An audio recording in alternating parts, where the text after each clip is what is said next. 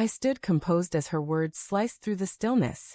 The room, filled with 37 familiar faces, friends, colleagues, neighbors, tense when my wife raised her glass, its edge marked by her crimson lipstick, and flashed a smile dripping with spite. The greatest gift, she proclaimed, would be your absence from my life.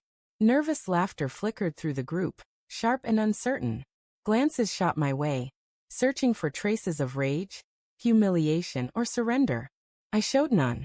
I clinked my glass against hers, took a slow sip, and eased back into my seat. Beneath my steady surface, though, something broke apart. Things hadn't always been this way. Once, her eyes held me as if I were the only soul alive. We were young, broke, and boundless. Our dreams were whispered in secret, as if speaking them too loudly might break their spell. She called me her refuge. I called her mine. But safety erodes. Success breeds conceit. Over time, her laughter grew sharp, no longer soft. Her hand stopped reaching for mine.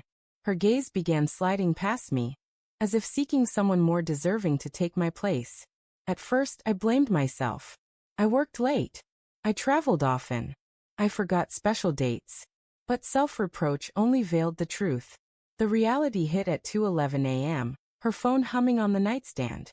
She slept beside me, her breathing soft and steady. I picked up the device. One name glowed, Daniel. I opened the messages, and in a single thread, my marriage came undone. I never confronted her. A confrontation would have given her power, a chance to weave lies, deflect, or cry. Instead, I watched her. Every smile, every falsehood, every claim of late-night meetings. I became a ghost in our home.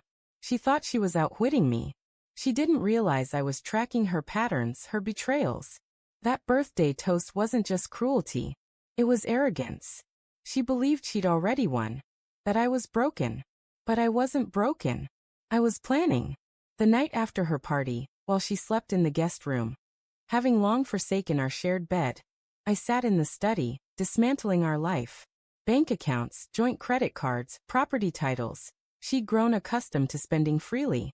She never noticed I'd been quietly moving money for months, securing it in accounts she couldn't touch. The house, our house, was in my name alone. Early in our marriage, she'd brushed off the detail, claiming trust made it meaningless. I hadn't forgotten. The next morning, I reached out to my lawyer. Papers were finalized in days. The house was put on the market. She never checked the mail. Her affair? I gathered everything. Photos, texts, call logs. Enough to ruin her reputation, to expose her in any legal battle. She thought she'd humiliated me before 37 witnesses, but she had no idea what true shame felt like. A week later, I set my plan in motion. I left before dawn, taking only essentials in 2 bags. By the time she woke, half the house was empty. At noon, her card was declined. She tried again, declined. By evening, every account was frozen. The house was sold, ownership transferred. My attorney had managed the details. She'd walked through those doors that morning like a queen. By night, she was a stranger in someone else's home. Then the silence engulfed her. She called 23 times that first day. By the second, calls turned to texts. By the third, she was begging. We can fix this. This is childish. You're hurting us both. I didn't reply. The final blow came on the 7th day. Her company held a gala, and I knew she'd attend, dressed flawlessly, pretending to be unshaken. Daniel, her supposed rescuer, had a wife who'd received a discreet package from me. Images, evidence, the kind of proof that doesn't just end marriages, it stains legacies. He didn't show up at the gala. His wife did, storming in with fury in her eyes, letters in her hands, truth spilling like wildfire.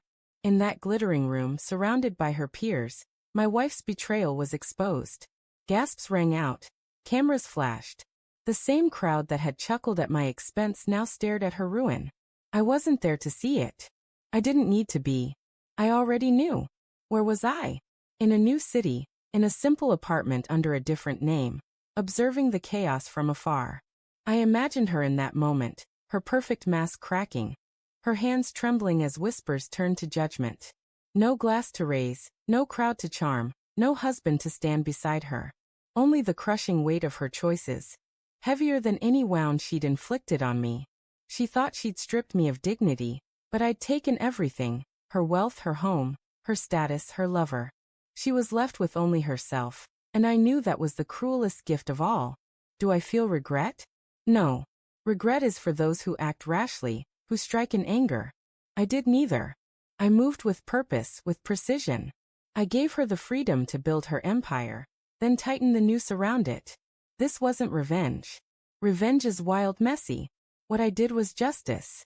She raised her glass before 37 witnesses and mocked my freedom as a joke. She thought she'd destroyed me that night, but in truth, she set me free. And freedom, I learned, is sweeter when laced with silence. I never went back. Not for her. Not for closure. Some deserve explanations. Others don't. She lost that right when she turned my devotion into a spectacle. Now when I think of her, it's not with anger or grief. It's with the quiet satisfaction of knowing that sometimes the most devastating response requires no argument, no words, no violence, just the careful dismantling of everything they thought they possessed, and the absolute certainty that when they look for the man they once owned, they find only absence.